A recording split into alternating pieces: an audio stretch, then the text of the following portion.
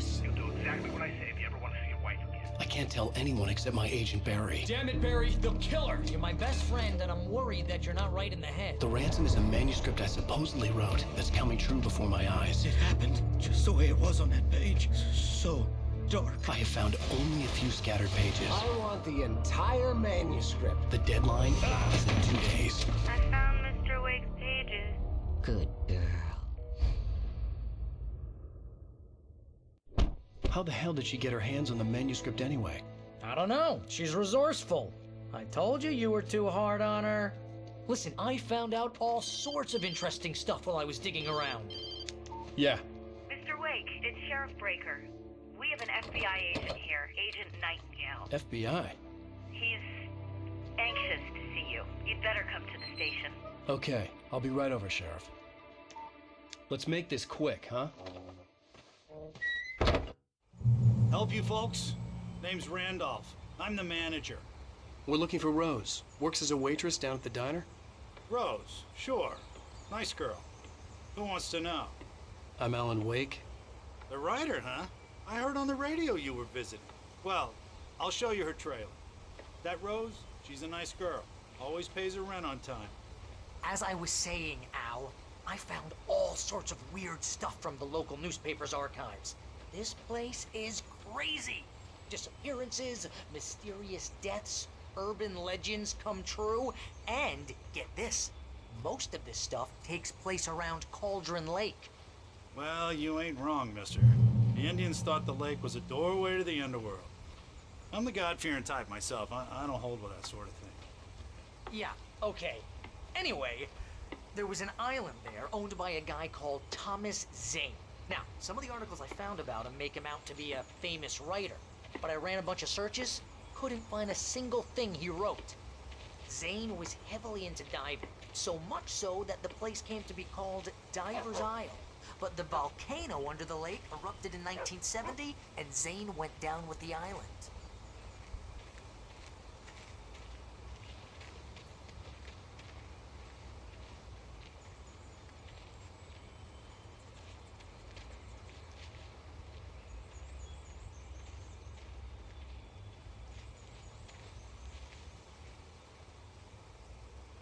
It gets better. A local girl, Barbara Jagger, drowned in Cauldron Lake just a week earlier. They were lovers. Sure, Jagger's a local spook story. The Scratching Hag comes for you in the dark. Childish stuff like that. Anyway, Al, I'm just getting to the best part. All of the articles about this stuff were written by Cynthia Weaver. I asked around, and she's that crazy bag lady you met. What, the lamp lady? She can be a little loopy, but she's not homeless or anything. Yeah, anyway, she knew both Jagger and Zane before they both died, and she had some kind of a breakdown.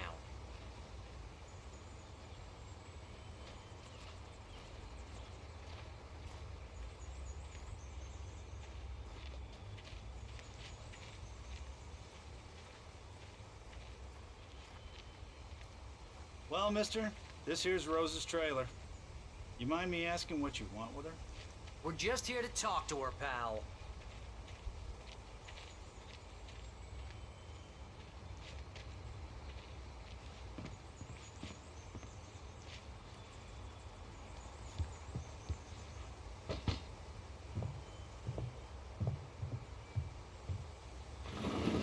Welcome to... Oh dear, Mr. Wake. I'm so glad you're here. Rose, you have my manuscript? Oh. Oh, yes. Yes. Please, come in.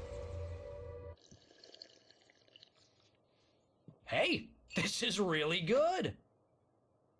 Rose, Yes, my manuscript. I really need it. I understand. I know what you need. A muse to inspire you. Oh, for Barry. She doesn't have anything. Yeah, hey, Al? Al, what's... Oh... Barry! What? What?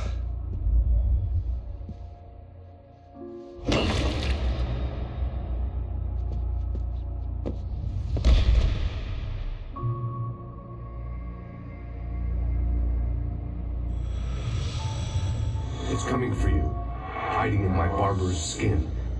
I'm too weak to stop it. You must turn the lights on.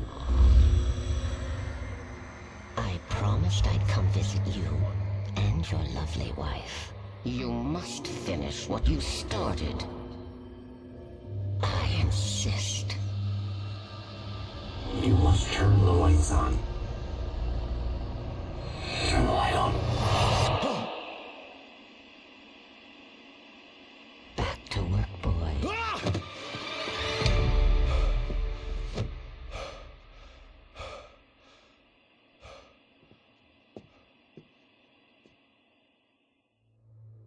I felt nauseous, hungover.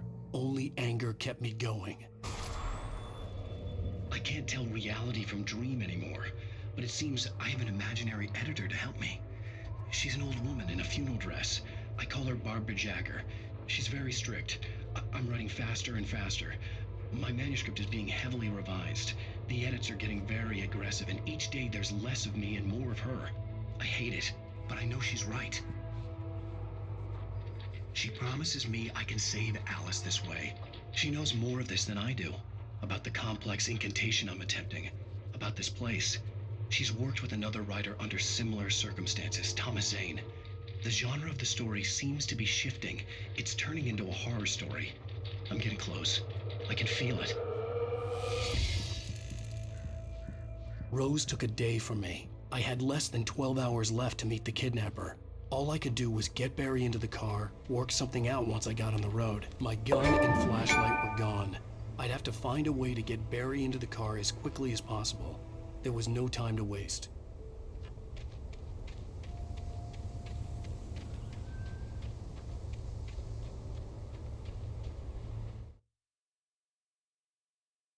Mr. Randolph liked Rose.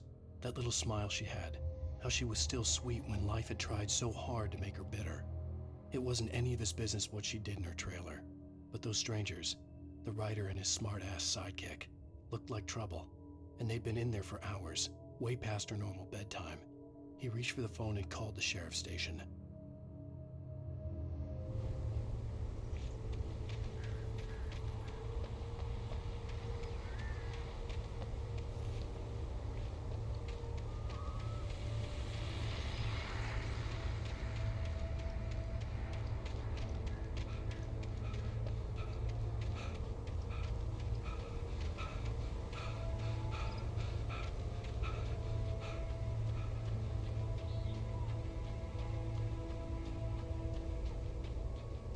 Oh, you're gonna get it now. God knows what you've done to that poor girl. This is Agent Nightingale, FBI! Get him up, Hemingway! You're under arrest! You move a muscle, I'll unload right in your goddamn face! Stay right where you are, Slane!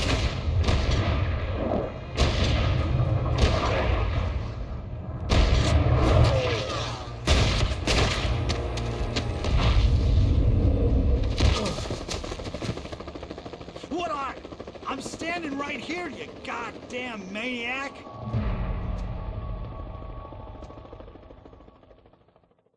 I hated to leave Barry behind, but there was no way I'd miss my appointment with the kidnapper. Give it up, Mr. Wake! Come on! Take it easy on him! Move it! Move it! Move it! I'll have your shot when you let him get away.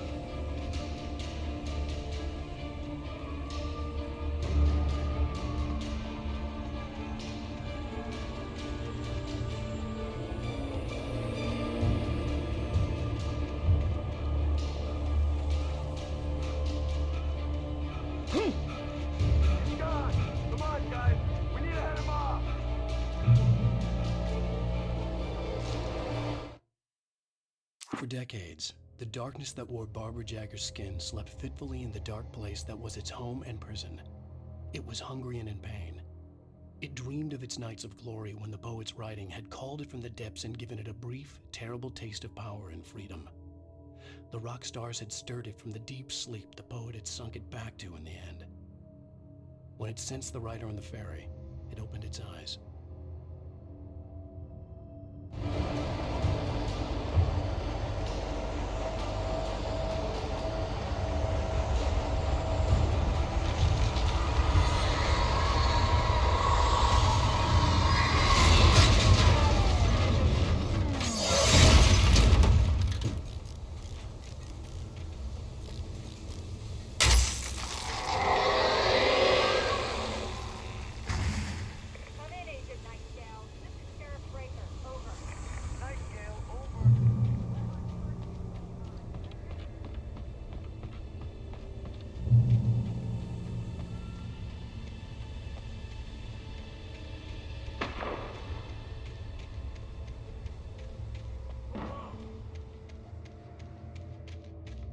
Search the area.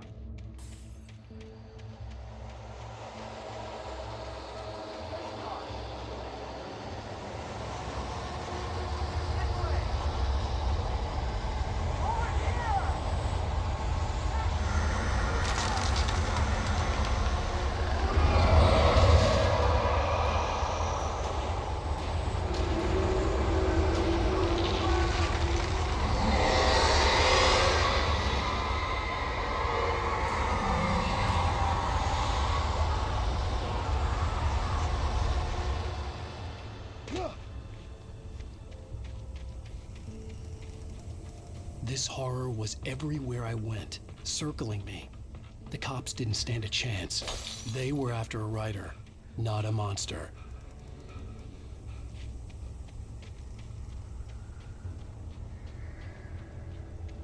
Sheriff Breaker, this is Agent Nightingale. I've lost contact with Russian men you assigned to me. It's Wake's doing. Wait, are you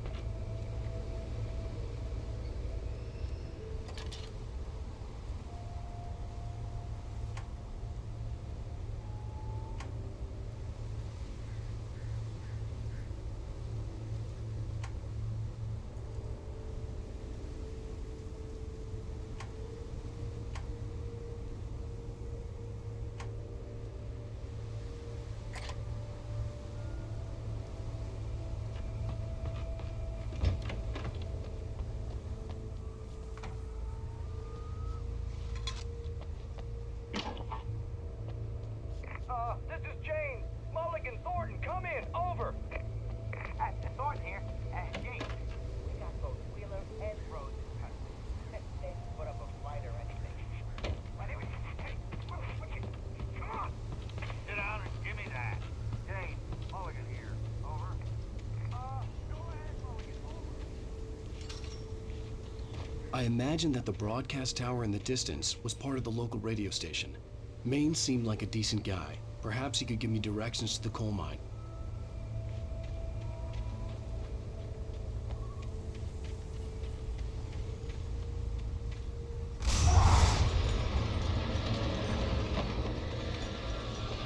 Unnatural shadows clung to the gate. The darkness that was after me was trying to stop me. I wouldn't get through without a light.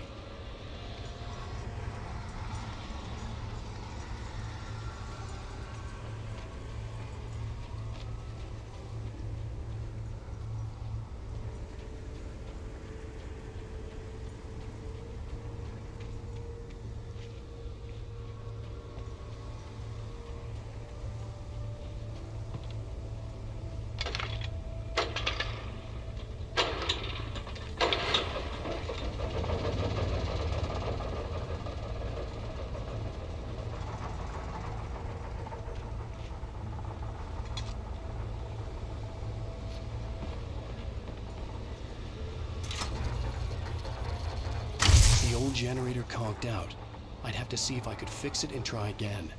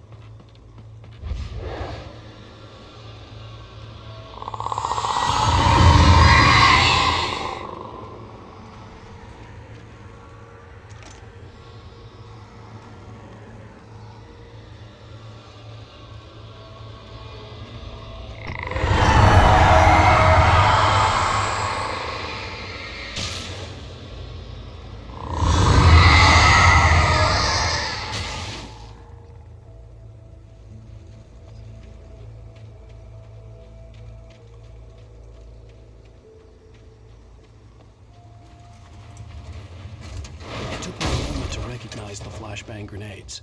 They were an ideal weapon for my situation. T1, come in. Over. T1, this is Sheriff Breaker. Report. Over.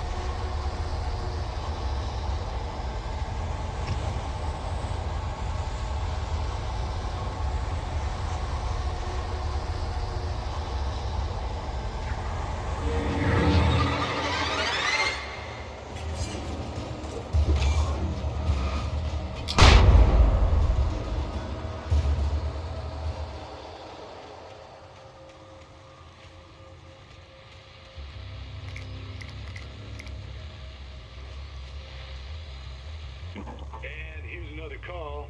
You're on KBF-FM with Pat Maine. It's Milt Peabody, Pat. What's on your mind, Milt? Well, I live near the trailer park, Pat, and there's a big ruckus going on over there.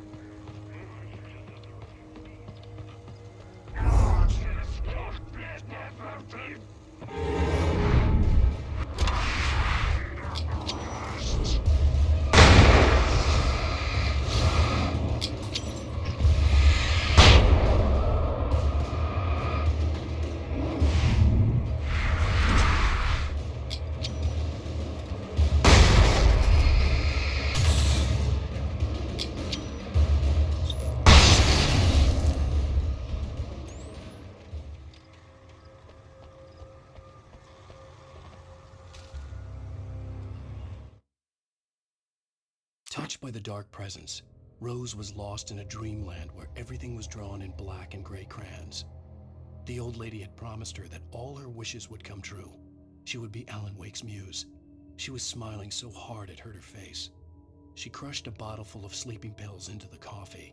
Deep down inside, she was screaming in terror.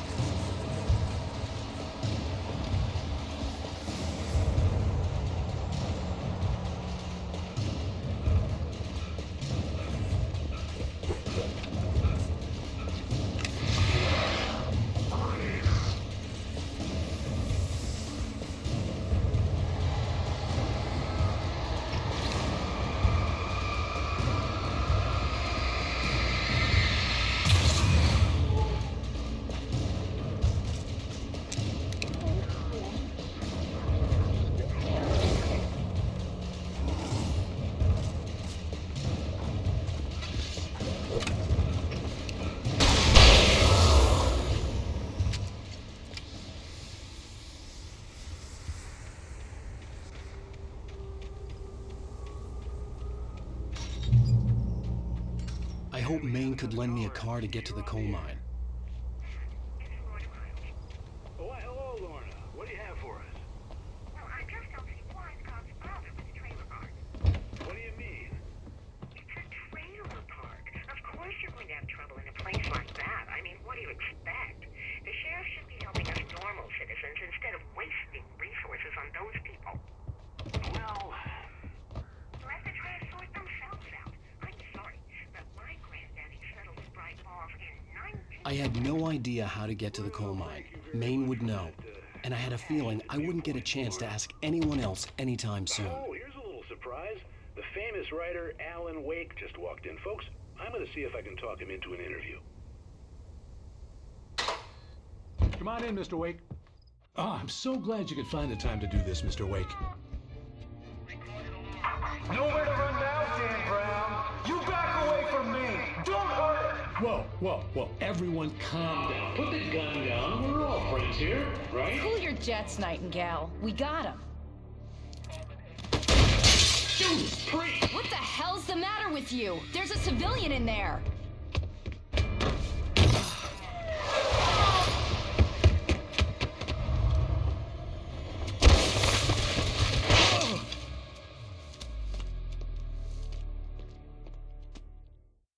I'll get you yet, even if it kills me. You hear me? You hear me, H.P. Lovecraft? I had fallen off so many cliffs it was ridiculous. That's what you get for naming a book The Sudden Stop.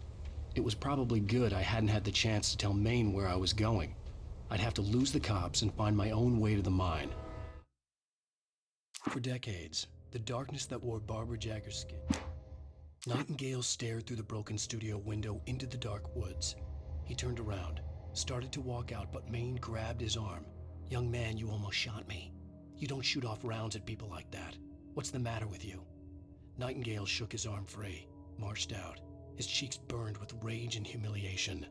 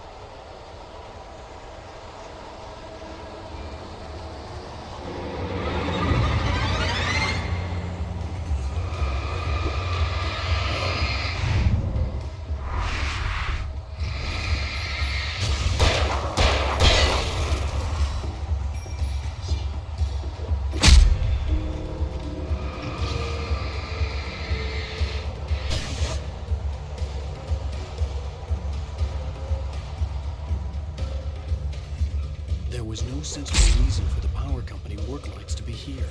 It was almost as if they'd been left for someone like me to use.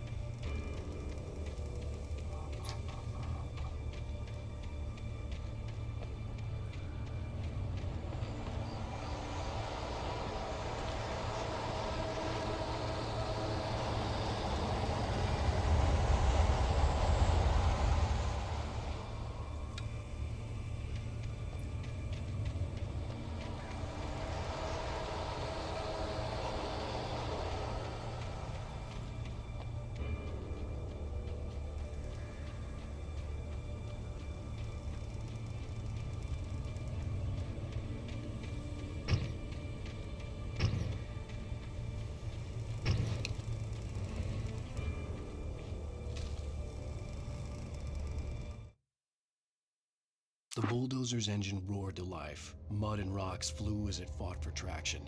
It crashed through the concrete wall and landed heavily in the yard. If it were an animal, it would have shaken its head after the impact, fixed its eyes on me, and charged. Of course, it had no head, nor eyes. Shadows crawled on its form, twisting it into a monster. Then, it came for me.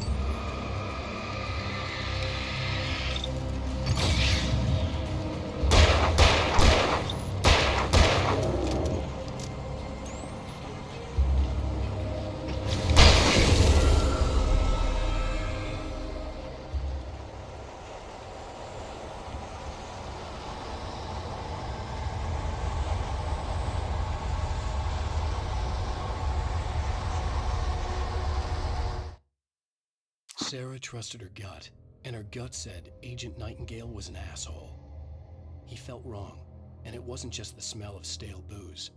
It was in the way he flashed his badge, pulled rank, the look in his eyes when he wanted answers. Where was Alan Wake? What was this about an accident? Where was his wife? And most importantly, why did she let Wake go? He wouldn't answer her questions. Federal business was all he'd say.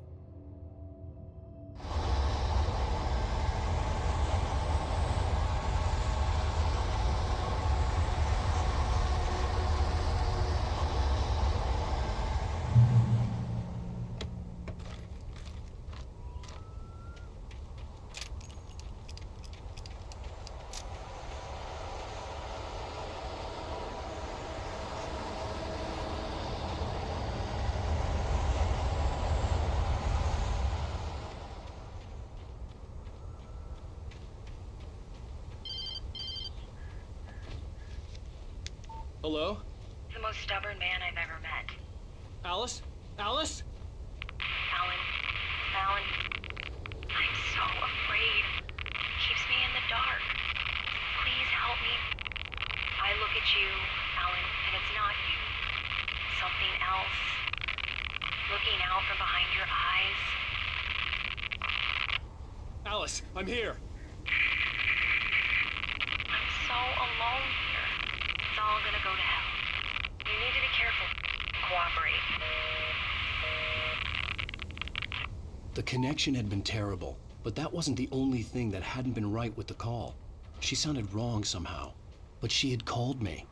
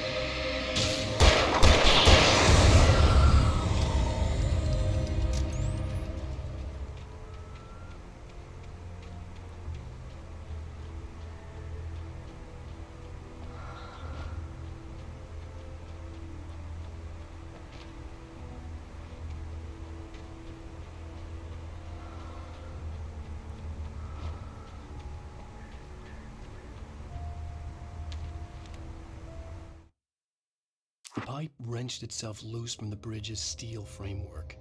Wrapped in darkness, it floated in midair, twitching. For a moment, I didn't understand what I was looking at. The heavy object lurched at me with impossible force. I threw myself out of the way, but just barely. When I turned my flashlight on it, it shook in a dark rage before it flew at me again.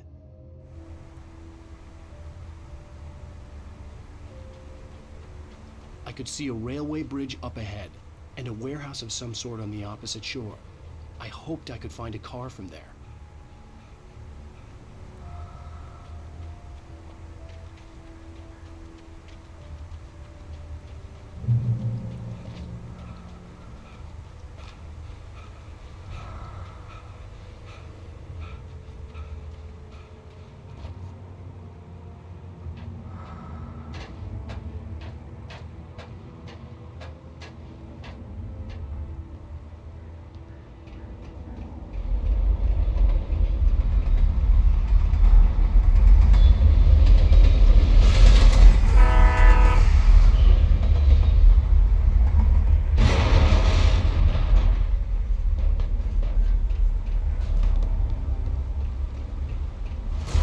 That was pursuing me was growing stronger, and it was taking over everything in its path.